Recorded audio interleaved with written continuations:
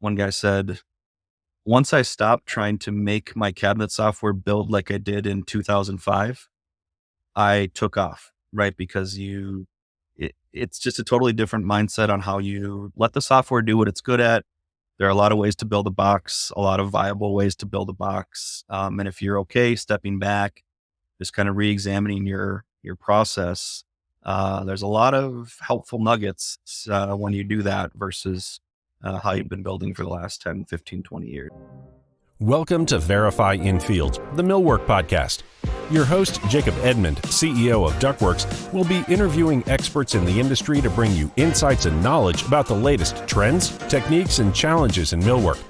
Whether you're a seasoned professional or just starting out, this podcast is for you. So sit back, relax, and join us as we explore the world of millwork. Here's Jacob.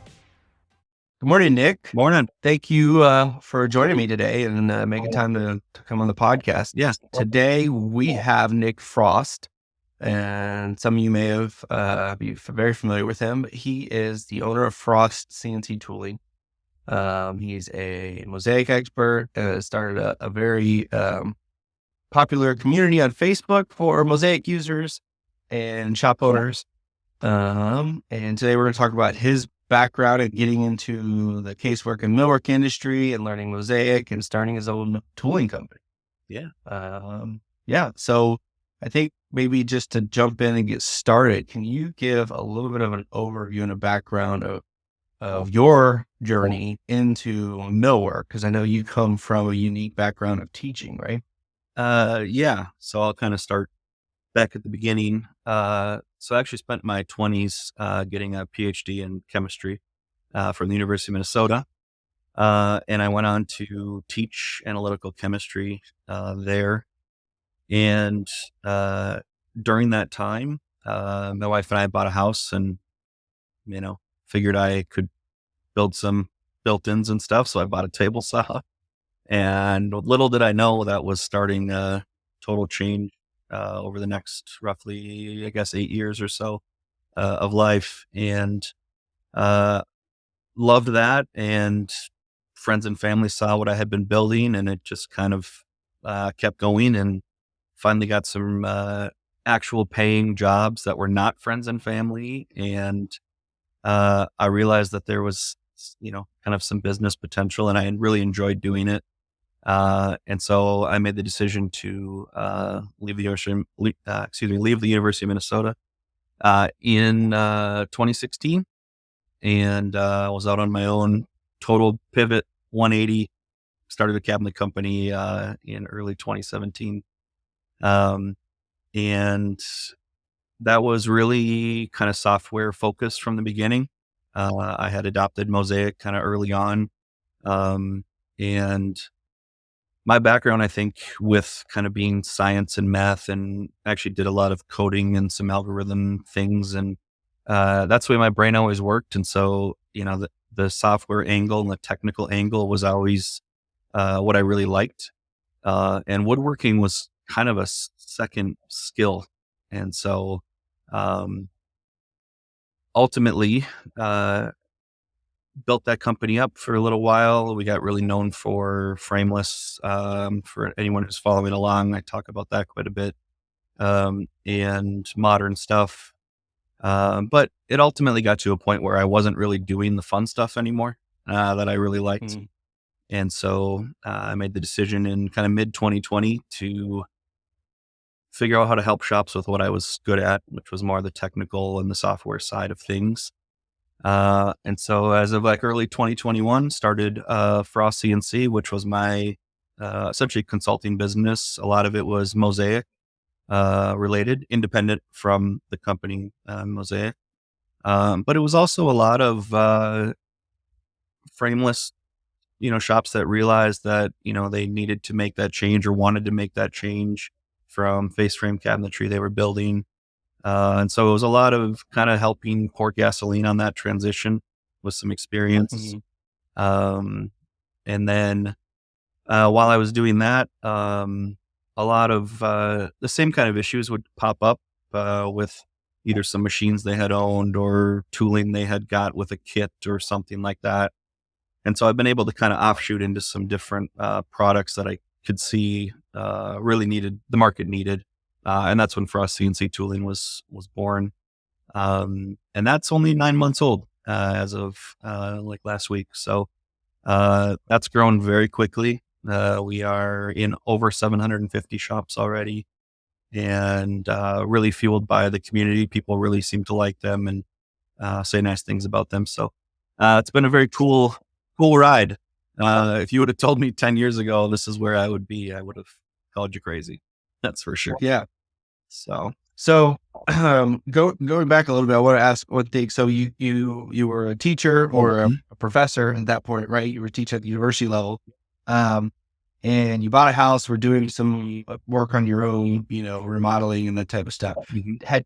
Do you have experience building stuff, doing woodworking before that growing up? How did you, or was it just zero? So you just were like, hey, I know I want to do some remodeling, probably want to do it affordably, need a hobby, all the above, and let me just research and do it? It was a little bit. It was almost the other way around. I still very vividly remember just stumbling across a YouTube video of someone just building a cabinet in their garage, and it just had never occurred to me. I thought cabinets came from a big store. You don't know what you don't know until you see it. And I was like, man, it's just a bunch of rectangles. I can figure that out. And that's where it all started. So I didn't go research for it. It almost found me in a way. And the rest was kind of history. I remember the first piece I ever made. It's actually still upstairs in my house here.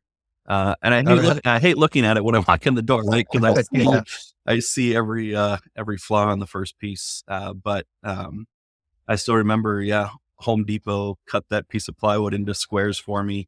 Really? Just all the way down to the bare basics. And And so what you were doing that on your own, said you kind of started friends and family. Hey, let me do some more jobs for other people since I'm doing this. Mhm. All that time, was that still just like table saw, or did you invest in a CNC or any type of automation or it wasn't until you started the business? It wasn't until I started the business. Yeah, that was all, there were some very large projects that ultimately came out of my 20 by 20 garage. I did upgrade to, at least a saw stop in a garage that couldn't really support its size, and, but that was about it. And, there was very little outsourcing even. I didn't even really know that was a thing. I didn't know there were people around that could, fill in pieces for me. Yeah. So and that's where I think, we'd mentioned kind of some of these Facebook communities where I really like to come at it from that angle because, when there are new people that are just getting started, and I was asking those types of questions, I was there too, right? We all were. Yeah. We all started that. Right. And so I think it's important to keep that perspective, even though as you try and push the field really far and do things people aren't already doing, you just got to still remember that you started there too. So, yeah. In those early days when you're doing projects for yourself or just for other people out of your 20 by 20 garage, were you using software for the design side of things at all? Not for the first little bit, but very quickly after that, yes. And even though it wasn't going to a CNC, I was I forget exactly what year I got into Mozaik, but it was pretty early on in its development, version 3 or 4, and I think we're on 12 now. So it was early in that. But still, like anything, I wasn't using it nearly to its potential. You always look, Right. I don't know if you feel that way, but I always look a year back and it's like, man, if I knew what I knew now, then, and, if I could go back and play T-ball now, man, I'd be killing it. it's hitting home. Yeah, it's true. Yeah. So, but it's always interesting to me, especially kind of from that, because I do think there's some aspect in woodworking in general. Like if you start out and your first job is in a big shop, you're going to be influenced by all the people around you who've been doing it for years. Right. And there's kind of this like, oh man, I don't know anything. I better listen to them. Yep. And to some extent, I feel like for a lot of people that stunts their growth and their, like, I feel like from your perspective, do you feel like that those early stages, like looking back, obviously, if you knew what you know now, but to some extent, does that kind of curiosity and almost the ignorance at the time, did that help you to be more, have more confidence to just try and to learn and to figure stuff out? Yeah, I mean, absolutely. I think, this is going to sound bad, but like, I think had I started in a big shop and had I known how difficult the industry can be as you get started and you're trying to figure things out on your own, uh, you know, not that I wouldn't have still done it because I loved it, but it would have given me a very different early mindset, I think, for better or for worse. But yeah, all the way along, the fact that, I was kind of in my own bubble for the first, years of starting that, you just, there were a lot of things that I could have done better and gotten over those hurdles faster if I had seen it, somewhere else already. But I'll say that there were some things that we started doing that I just didn't know no one else did, and I'm glad we did them the way that we did. Right. One of them being, we did a lot of grain matching in our shop, and all of the shops around me all did that on sliders, and they thought I was crazy trying to do that on a CNC router. And you can't get that curve, you can't program that, all of those things. And I'm not claiming to have invented that, but that was one of the things I had never seen anyone else do. I'd never seen anyone else use 1/8 inch tools, combination of down shears and up shears, and do actual large scale grain matching on a CNC router before. So and I'm glad I did, because you could take that straight out of Mozaik. The layout works, hinge cups, all of the stuff is already done and it's right there in front of you. And that always made me a lot more confident in those projects if I could see it on screen, as opposed to, one of my employees with a cut list on a slider or something, especially when you're dealing with large scale sequencing where you mess up one in the middle and, that's a very expensive mistake. So, I think things like that where, I guess I didn't know any better or different, that wasn't really a thing around me, and it worked out for the better, for sure. So, and I don't think we've mentioned this yet, but for those listening who may not know, so all the work you've done, for the most part, like you mentioned, you were a frameless shop, but all along you were essentially building residential, right? And that's why that's a little bit more unique, because Mozaik is probably mostly residential casework shops or makers, and probably trends toward, or at least used to trend toward, face frame, right? And a lot of shops that you've worked with, consulting, I think, where you've helped them make that transition from face frame to frameless, or to be able to do both in Mozaik with a CNC and also just the fabrication. Because I've got a lot of people listen to this who come strictly from like kind of the commercial millwork side. Yep. And frameless is kind of a constant. That's what they're doing, right? Yep. But when you get in the residential side, it's more divided, right? It is, especially in the Midwest and the South, where, there's still a lot of markets that, cabinetry isn't real cabinetry unless it has a solid wood face frame on it, which, that narrative is changing. And once that narrative does change in a certain area, it's never coming back, right? We're never reverting back to the way it was. But, there are, actually a good amount of shops that do commercial work out of Mozaik. The thing that it doesn't do well that others do well is radius work, die wall things, some things that are really critical in that space. But outside of that, I mean, frameless, Mozaik could handle frameless from the beginning. It's a good option for a lot of smaller shops, and even as people grow, it's still a pretty good option for the most part. And do you find, are some people doing the hybrid of like flush inset that's essentially just frameless, kind of with a mock face frame? Is that starting? Do you see that? Oh, absolutely. Yeah. I mean, I think people achieve that, pulling panels and fillers out flush with the doors, pulling light rails out flush with the bottom of upper doors, you can kind of frame it out.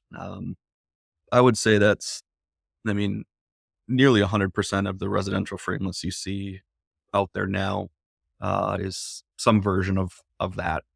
Very Right. rarely it's usually very contemporary actually when it's not that way. Any other situation, it's pretty much always this faux inset idea, Right. which is what actually helps a lot of people sell it, right? Because you know, I hear a lot like my area will never support this, my area wants this, and it only takes a few, because really what homeowners are after in the end is the step back 20-foot view, right? If it looks like an amazing space, then Mhm. how we got there is not nearly as important, generally speaking. Right. And honestly, the pictures that, these homeowners are bringing shops, they're already full overlay anyways, Yeah. or they're frame inset. Very rarely are they, this partial overlay face frame anymore. So Yeah. if that's what they're after, we might as well do it as profitably and easily as we can. So, Right. yeah. So you started your own shop in 2017, you said, hmm ran that for 3-4 years, Mhm. but so it seems like towards the end, at some point you started this community and, Yeah. through there, was it through that you kind of realized, hey, there's demand for this stuff that I've been doing that I didn't know other people weren't doing? Kind of, but it actually happened a little more spread out than that. So, uh, so like early 2021, I knew that I could help in this arena. I knew that, there, I had a skill set that shops could use, but I guess I didn't really know how many or kind of where we stood in that, because like I mentioned before, we were kind of in our own bubble. And I Mm. feel like a lot of shops function that way and kind of think that way, that they're kind of alone in this thing. And there's not that many of Yeah. me out there. And the truth is there's tens of thousands of you out there doing this. But I had started helping a shop locally here in Minneapolis, St. Paul area. And by all accounts, they had their act together. If you look at their business and their pictures and their reputation, but when I got there, I realized they didn't, right? We were light years ahead of them on the software side and really utilizing a CNC to the best of its ability. And I think that's when it kind of hit me like, okay, maybe, if there are a lot of shops like this, man, then this is a really big potential for a business, but also to help in general. I mean, help those shops really improve what they do. And so that's what kind of kicked it along. But I will say, for the next 6, 8, 9 months, I was still not really on Facebook. I was not in some of these groups that we've mentioned so far. And so I was through word of mouth, kind of finding some customers here and there. And I was still unsure if it was a long-term viable business. Mhm. And so I actually joined that Facebook group. I did not start the groups we're mentioning, the Mozaik group specifically, Okay. in August or September of 2021. And eventually became kind of admin with Jason, my buddy, later the following year in July. So we've had control of that group since then. But um, that's when everything changed. I joined that group just to help out, and kind of answer some questions, and life really has never been the same. Once people can see what you're capable of and that you're, a personable human being. And I put out some YouTube videos of some tutorials and stuff, and the floodgates kind of opened up. People realized what was possible with Mozaik, realized they were nowhere near doing that, and really wanted to pour some gasoline on it and get better with it. And so I've been able to help. I was just looking the other day. I think we're up to almost 700 shops with Mozaik in some way, shape, or form, and that doesn't include people on Facebook that are getting free help. So it totally exploded, which was amazing to see. Right. And I just love, man, what that Facebook group has become. People are pushing Mozaik farther than I think they ever imagined they could, which is Right. really cool to see. So what was that transition like? Like you were still, at some point, you were still had your own shop with jobs and Yep. employees, it sounds like. But then you were also starting to help other people. Like, was there a moment in time where you said, hey, I need to make a business out of this, and to do that, this has to kind of shut down, or was that a slower transition? Yeah, I mean, through that summer, kind of leading up to when ultimately that shop, when I decided to close that shop, um, I kind of knew it. I could see it coming. That's what I wanted to be doing. And so ultimately we, completed things, and I took a lot of the fall to kind of put a business plan together. I wouldn't say I just completely just went for it. It was kind of a slow start. So early 2021 was really when that all kicked off, and I think had my first actual customers in about February or March of that year, and then um, here we are almost 3 years later, and yeah. Yeah. So Well, and so there's that transition, so you had a few kind of rebirths in your career, it oh yeah, seems like, right? From uh teacher, professor to cabinet shop, owner, right? And from cabinet shop owner to consultant, and now kind of transitioned from consultant to tooling company yep, owner, right? that's right. Um, and all of them have kind of been, well, at least since you got into the industry, it's been an evolution, it seems like, right? Hmm. But you did a year or several years then as consulting and traveling and helping shops with Mozaik and Frameless and some of it. Then you started through that realizing, hey, there's a need for tooling and augmenting these CNCs and stuff. Yeah. And what was the first tooling product you made?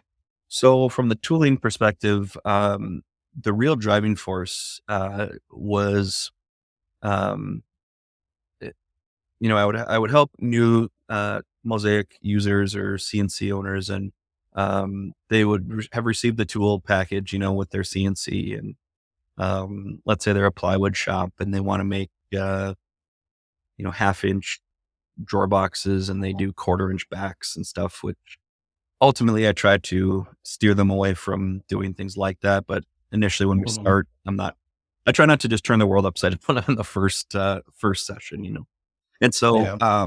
but inevitably what would happen is, there would be a 1/4 inch down shear tool and a 1/2 inch down shear tool in this kit. And the first thing we would do is go try and dado in a 1/4 inch back. That's not 1/4 inch, it's 0.22, and that tool doesn't fit. That tool can't make a groove that small. And so we would go quick order, a 3/16 and, start to order undersized tools to be able to do this. Same with the 1/2 inch drawer boxes. And, cause that material was 0.46 or something. And, and so it dawned on me, if cabinet software is almost always going to do these kind of 2-pass minimum dados to be able to dial in with, why are we buying nominal tools? Why don't we buy undersized tools that are more versatile? You're still Mhm. going to be doing 2 passes anyways, but now if they're undersized, it can do a lot more work for you, and you're not loading up your tool rack with nominal tools, basically. So that was kind of the driving force. But then, of course, I'm like, I can't have a down shear tool company, right? We have to have a full line of legitimate high performance tools.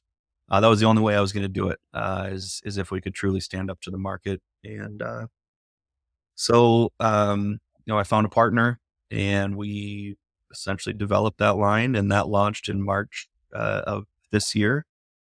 And on the premise of, offering high performance tooling, but we were going to do it direct only, right? We were not going to go down the typical distributor channels that all tooling in America is sold through. I mean, yes, you can go buy direct, but often the price reflects the distributor in the middle anyway, still. And so we wanted to just combat that, right? If a small shop, who was kind of my bread and butter in consulting, didn't have the power of scale and they needed to buy 2 tools, they were paying an arm and a leg to do it. And that just bothered me. So, um, they get the same price that someone buying 20 tools gets. And that's the way it will always be. Um, and I knew that we had something special, but to see, in the Facebook group that I started for my company, to see the feedback and to see people switch over and say they'll never go back, has been pretty amazing.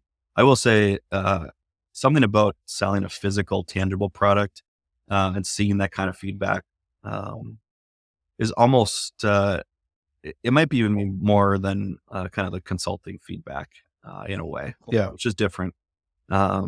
So, but yeah, that's where it started. So just to kind of sum that part up, I mean, one of our best sellers is a 7/16 downshear, which sounds kind of odd to people that have been doing this a long time. But the reason for that is, for shops that are doing 3/4 and 1/2 inch materials, and those are likely undersized depending on what you're buying. Not so much in the melamine world, but in the plywood world. That tool can do an undersized 1/2 inch dado for drawer parts, but it can still do your 3/4 wide dado in the same 2 passes that a 1/2 inch tool was already going to do. So you basically bought yourself versatility with one tool in the rack. And so been very popular, which is pretty cool to see. Awesome. Yeah. So today, that is, you've shut down the cabinet shop. You're kind of scaling back the consulting and scaling up CNC tooling. And that is, full time what you're all into now, right? It is my full-time focus to grow that company. I still do, I would say maybe once a month, I'll travel for a couple day consulting. So it's not totally dead. I still like to stay connected. I love those, like those 2-day stints. Cause it changes the course of those businesses, and it's just cool to see, that happen. But yeah, sole focus is, growing this tooling company, which, as you can tell by my, path so far, it seems like every 3 or 4 years, a change, a shakeup. Yeah. I don't know. I don't see that coming with this one just because there's such large potential with this company. But yeah, it's I thought I would have a little more time on my hands too, but turns out that's not the case either. But I'm the problem. It's not the business. Yeah. Yeah. So those you mentioned those kind of like 2-day on-sites that you still sometimes do. Yep. What does that look like? What is kind of a general, like, hey, I'm going to go spend a couple of days on site. What is it that you're finding when you get there, and by the time you leave, what have you got accomplished? Yeah. So it's a good question. So typically, someone will reach out and say, either it's usually one of two things. It's either I bought my first CNC and I realize now I know nothing. I just don't even know where to start. Can we get, and I got jobs piling up. Can we learn and get a job out the door? Can we get some casework coming off the router? Can we, it's a lot of that, but then, transitions from face frame to frameless on site. Just, we go through the whole shebang, get everybody set up, and we do a quick mock up so they can see, cause that's one thing I don't think people realize if they haven't been kind of following along on social media is, installs are totally different. It's a totally different mindset building that way versus a face frame cabinet. So we kind of go through that stuff. But then the other one is just overall operations. I feel like we're not using the CNC to its capability. Our guys are still doing a lot of things on the bench. There's still a lot of labor involved. What are we missing? How do we, get that to be more shored up? And so they'll put a list together and things they think they need to be working on. And so I'll go down there generally with an idea of what we're getting into. But like clockwork, nearly every time, the most important thing that comes out of those 2 days is not even on the list. It's something that I see, if we're walking through the shop and, they're pouring a couple hours of labor into this one task, every job. And it's if we program this, it's going to take maybe 20 minutes. We'll do this thing. And that guy doesn't have to touch that ever again. And it's stuff like that. So, using, even for some of these face frame guys, using rear mounting brackets, pre-located by CNC, because guys were blocking out and spending all this time. And it's that wasn't on their list. And I didn't know that's how they were doing that until I get there. And then you see it and it's, and they were using 1/4 inch backs and I wasn't there to talk about materials. And it's we did a cost analysis quick in 10 minutes. And it's they were actually, losing money trying to save money by buying 1/4 inch versus if they had bought 1/2 inch backs We could do rear mounting brackets. We're cutting a total material out of their process. So they're all kind of free flowing. And I would say, some of the, like that one I just mentioned, I mean, that shop I still talk to them and they still mention that periodically, how much that has just completely changed, everything about what they do. So Really? And so it sounds like you recommend to everybody ultimately to switch from 1/4 inch backs. And is that something that you see? Because 1/4 inch backs is standard on the commercial side of Frameless, right? And I assume that's more just at the scale and volume they're buying at. Maybe it makes more sense, but it sounds like eliminating a SKU as well as changing the way they machine and assemble. completely. Yeah. That's kind of the two biggest gains from that. Yep, it is. And, if you follow kind of what's going on Facebook groups, there are some commercial only shops that start to try this, and make this change too. The only real downside, in my opinion, is the weight, right? The cabinets do get heavier. But other than that, one material almost always trumps, multiple when it comes to nesting efficiency, generally cost. Because if you look at how much 1/4 inch some of those shops throw away, it's, can be high depending on what else you're using it for. It's an interesting. Is it? Go ahead. This is for shops where the entire carcass is 1/2 inch. 3/4 is what I was 3/4? referring to. Okay. Yeah. Okay. So they set one SKU by the router, and when that bunk of material's gone, there's a bunch of boxes by the door. I mean, you're not cutting two things to make a box. And a lot of shops that try that, don't go back. The only ones I know that kind of flip flop is when weight is a concern. Right. Yeah. Are a lot of these shops that you've gone in to help or consult with, like existing shops that have converted from table saws to CNCs, for example? Like, they're kind of updating their processes across the board? Yeah. Or are they a lot of them? A lot of them, yes. But I would say a decent number are also just kind of getting into the industry, starting with a router because they've been following along. And, but I would say the vast majority are existing businesses that have been around a while making that transition. And that's kind of a hard one to wrap your head around because, this actually just came up in the groups the other day, but, one guy said, once I stopped trying to make my cabinet software build like I did in 2005, I took off, right? Because it's just a totally different mindset on how you let the software do what it's good at. There are a lot of ways to build a box, a lot of viable ways to build a box. And if you're okay stepping back, just kind of re-examining your process, there's a lot of helpful nuggets when you do that versus how you've been building for the last 10, 15, 20 years.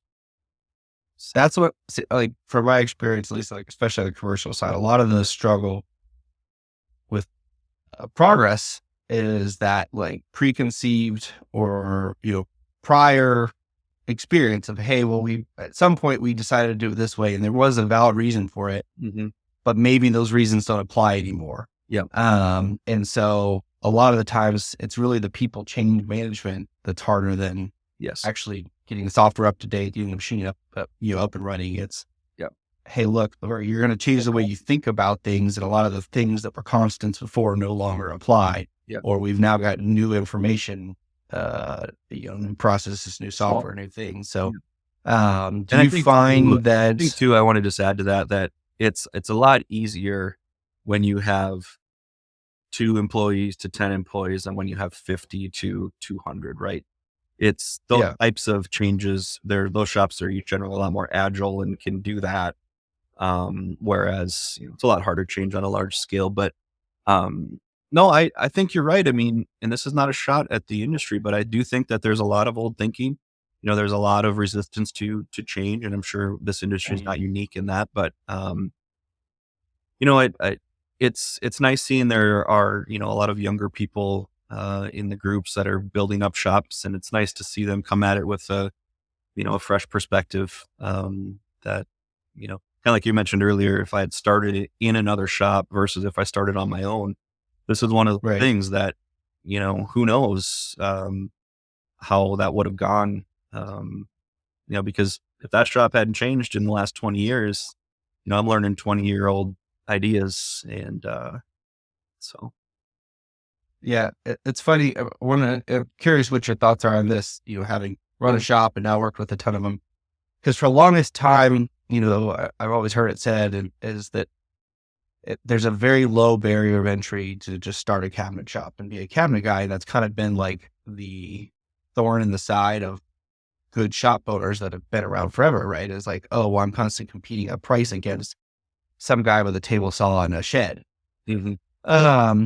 Do you think that is still the case? Do you think that the advent of, software and CNCs has lowered the barrier of entry? I guess is part one of the question. And part two, do you think that, or maybe it's made it harder, right? Now you have to compete against shops that are more advanced. But also, do you think that that kind of idea is still the case, or it's going away and there's more serious people that are starting shops versus just, hey, I'm going to start and low bid a bunch of jobs and then I run out of business? Right. No, I mean, I think, that will never go away, but I think as a shop owner, you got to kind of hang your hat on that, knowing that you're going to win the long game. It's not, to me, it's not about this bid today, which is easier said than done when you're staring at a pile of bills, right? But, Right. If you focus on the long game, price your work competitively, but to market value, that's another thing I just want to take a tangent on. And I think a lot of small shops are unfortunately costing themselves a lot of money because they still try to price things on time, material. And it's good to know those numbers, but really, yeah, the market you're in is willing to pay a certain price for what you make. And you got to figure out what that number is. And then to me, it's working backwards to make sure you're doing it profitably. Because if I'm in Nashville, like the hottest market, like right now, people are paying a lot of money for cabinetry. But if I'm in the middle of, Iowa, I'm not getting that price, and I might be making the same thing. And so it's really understanding your market that really drives a lot of that. But I think that software has lowered the barrier to entry in a way, because, I look at my path, like I didn't know anything about cabinetry, and once you can, for young people who are, grew up with computers and software, it's really not very difficult to learn. And I'm just, of course, speaking about Mozaik, but I'm sure others are somewhat similar in that you can kind of, work your way through it just on being young and computer literate, I guess, from the beginning. And, so you can, I think, achieve some things that maybe in the 90s would have been a lot harder starting from scratch. But CNCs, have never been more affordable. Software's never been more accessible. And I think that the barrier to owning one is as low as it's ever been. When you look at the payment on a CNC versus the cost of an employee, I mean, it's not really even close. And so I think that's changed the landscape too. So I kind of skirted your question a little bit on whether I think that it's helped the guy with a table saw in a shed. But I don't think if that guy doesn't invest in some of these things and grow, I don't think they're going to be around super, super long. And I shouldn't say that, they might be, but I'm not sure they're maximizing what their business could be, and ultimately as much profit as they can, and that sort of thing. Awesome. But we have a lot of those in the Midwest and the South, because face frame cabinetry, like that is, table saw and a Craig, pocket screw jig, and you're making face frame cabinets and a chop saw, so we got a lot of small shops that do that. But I think, again, it's hard to differentiate yourself if that's what you're doing. It's hard to craft a niche that, people will pay a good amount of money for, because there's a lot of people doing the same thing. So, Well, and it seems like you're kind of competing against just going and picking up a face frame cabinet from the box store, right? a lot of the I mean, unless you're doing a really high quality, true face frame Yep. stuff. For a lot of the customers, they don't know the difference, probably, right? They don't, early on, I think a lot of the customers will probably perceive you as it's either that guy or Home Depot or something, which is like the worst comparison you want to be in, right? You got to figure out how to get people not thinking that you're even close, right? You have to change that narrative, and it can come with how you talk, how you hold yourself, the work they see, professional pictures. I mean, people need to see that you are doing a really good job, change their perception of your work. Otherwise, you're going to fight that battle forever, and that's a losing battle. Do you find that, helping these shops add the ability to do not just face frame, but frameless and flush-in set, hybrids and stuff like that? Does that help them from a business perspective differentiate themselves and open up more opportunities and stuff? Oh yeah. I mean, a lot of them, at least recently, some of these frameless transitions have been in areas where it's not very common yet. Right. So inevitably, when you're one of the first to do it, in your area, it can go one of two ways, right? Either people immediately push back and you become the one that takes the beating. But ultimately, I think what it really does is it puts you on the forefront of a style that is coming inevitably anyways, right? What I've said to some people along the way is you can either start to get used to this now, or you can be behind in 2 years when it's here. It's kind of up to you.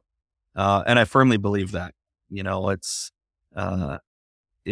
coming across the Midwest and the South. It's been a slow grind. There have been people, in the late 90s who said it's coming too, right? But it is, it's slowly getting to everywhere. And I think Facebook has ultimately pushed that even faster, right? People see guys in rural America who switch to MDF doors and frameless cabinetry, and make good money doing it. And there are 3 builders who they thought were going to hate this say, yep, and off you go. So, I think that's spurred along quite a bit as well. Yeah. Is there any advice, or I guess looking back, like you effectively now successfully, at least from perception, started and profited from 3 businesses or business models, right? Maybe more that I don't know about. But from, a business owner standpoint, from a founder standpoint of just starting a business, successfully creating a business that you can run profitably. Are there things you've learned along the way, or if there are found that you have allowed you to be successful in each of them that you find other business owners struggle with? Yeah, I mean, I think one of the main ones is, people ultimately buy things, and do business with people they like. Especially in a small shop, the builders and the homeowners and the designers, when I was running a cabinet shop that we were able to, do work for, I think one of the main reasons is because when they met either me or my employees, they enjoyed it. They liked the conversation. You can joke with them. I think that personal aspect of it in the small shop is incredibly important. And there are, unfortunately, there are guys that they just want to build and they just want to go home, and that kind of level of communication is not their forte. But unfortunately, it's kind of needs to be. It's very limiting. Right. And that's been that way in consulting. People feel like they can reach out to me anytime about anything. I like to think they enjoyed conversation and, how it went. Social media has been fun. People get a lot of help, but we also, joke with each other, and it's created quite a good community. But tooling too. I mean, I'd like to think that, people continue to buy it because of the merit of the tooling, but, they tried because of, the help they'd gotten from me before, what they see online, that, he's always seemed to be helpful. So if he says these are going to work, maybe I'll give them a shot. Which is great, and the fact that they're coming back because they do work is awesome. But I don't think even at any scale of company, as with tooling, for instance, we're getting into some very large facilities slowly.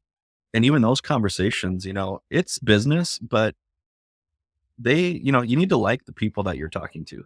It helps. So I would say that's maybe the thing I'll say to small to mid-sized shops looking to grow is product has to be good, pricing has to be competitive, but profitable and all of those things. But man, personal relationships are insanely important to growing that business for sure.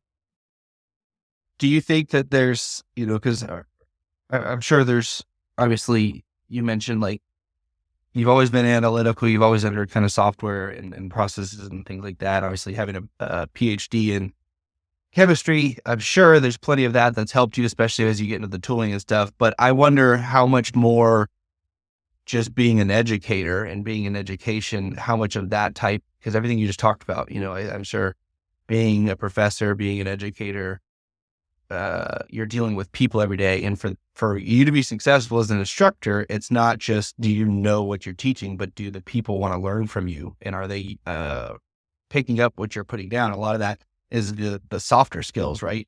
Do you feel like there's things that you applied, obviously in consulting and as a business owner, you had to teach people to do things, right? You have to teach clients to get them to want to buy the product from you. It seems like there's probably a lot from your experience as a teacher and instructor that you've been able to translate. I'm certain of that. I mean, I don't think about that really, but I'm sure, that is what is been part of the success. I know in consulting for sure, because, like you said, you have to tailor your message to the person that you're talking to, right? It is very, you just have to see where they're coming from, understand their current skill set and their current level, where they want to go, where they want to be. And so, yeah, I'd like to think that, everyone who ever came to me for that kind of help got what they needed right at that moment in time, not what I wanted, necessarily them to know or have or be. And tooling's the same way. You got to understand, the current issues at hand with the person you're talking to and the shop you're dealing with, what their personalities are like. Yeah, I would say that, having a teaching background is, let's just put it this way, it hasn't hurt anything. Right. I would say it's been a tremendous help. Yeah. So awesome. Yeah. So what's in store for the future? What does 2024 and beyond, hold for Frost CNC Tooling and for Nic Frost? Yeah. Well, so this past year, for the consulting side for just Frost CNC, the company, we did a series of kind of Frameless 101 classes, around the country. And we're going to do different topics, but we're going to do a couple more of those next year. And we'll be posting about those, on Facebook and on my website. But from a tooling perspective, a lot. And unfortunately, I can't really mention much of what those things are, but, by IWF in August, there's going to be, 2 pretty large shakeups. I hope for them to be, and, that are ongoing and active, that I think is going to change the way people think about and use and buy tooling in this industry. Really? Awesome. When that does come out and it's public knowledge, I would love to talk about it again, but, I can't, unfortunately. But yeah, we've got a lot of growth plans and a lot of really unique things that I think, we had talked about, how the casework industry is kind of old and some old thinking. I think, unfortunately, tooling is kind of that way too. It's basically been the same industry for a decade or two, and there's been some innovation, but it's just kind of the same model. And, we're going to turn that on its head a little bit. So nice. So you'll be at IWF, the Atlanta show in August. Yep. You guys will have a booth there, and it sounds like you'll be, announcing there or releasing some new products. Hopefully shortly beforehand, but yes, it'll ultimately be, showcased there. And yeah, our first ever booth. So anyone who's Nice. be there, come say hello. Awesome. Yeah. We'll be there. Definitely we'll be looking forward to coming and see what you guys have at the show there. Yep. Awesome. Before we wrap up, there's 2 questions that I like to ask every guest, and I'm curious for your perspective. The first being, what do you see changing in the industry over the next 5 to 10 years? What do I see changing in the industry with the next 5 to 10 years? Well, I mean, in my world, I think 10 years from now, face frame inset is the only style of face frame that'll be left. Hopefully, if I do my job, I think that style will be gone, or overlay face frame will, for all intents and purposes, be gone, and frameless will have taken over as people see online what, investing in edge banders and CNCs can do. And I think you'll see an enormous rise. It's already started, but in pre-finished materials being more prevalent in residential cabinetry. People realize the looks they can achieve without finishing. I think that's just going to continue to go through the roof. I think those are the big ones. I mean, the shops that just function on table saw or sliding saw alone are going to have an even increasingly harder time to stay competitive. I think you'll see a CNC in basically every shop in 10 years, I hope. I would say those are maybe some of the 3 things I would see. Okay. And on the flip side of that, what do you see staying the same? What do I see staying the same?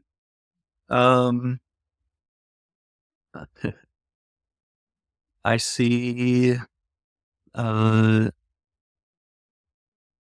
effective pricing always still being a struggle. People don't how to price their work.